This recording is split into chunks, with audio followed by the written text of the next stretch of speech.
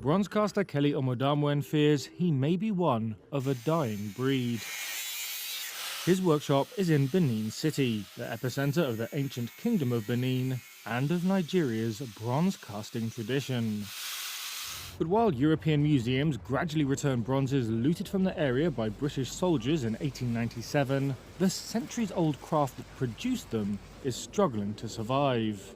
If you see that your predecessors made a very, very good standard living off their practice, of course you would want to do it.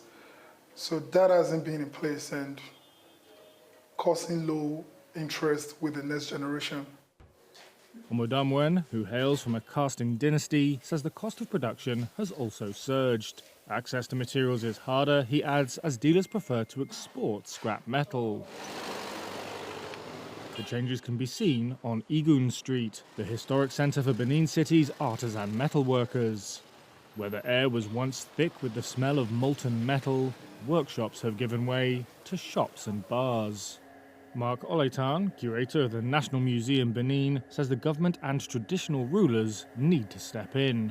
You take the grace of God for it to survive, and if at all it survives, you might not get it more than one or two houses that will be producing at that time. For generations, bronze casting in Benin City was a hereditary occupation tied to royal patronage and ritual. West Ihama learned his bronze casting skills at his father's side and has been practicing for decades. Many of our children are traveling, or many of them are going abroad. Some are going to any neighboring country to look for their greener pasture because there is no funding.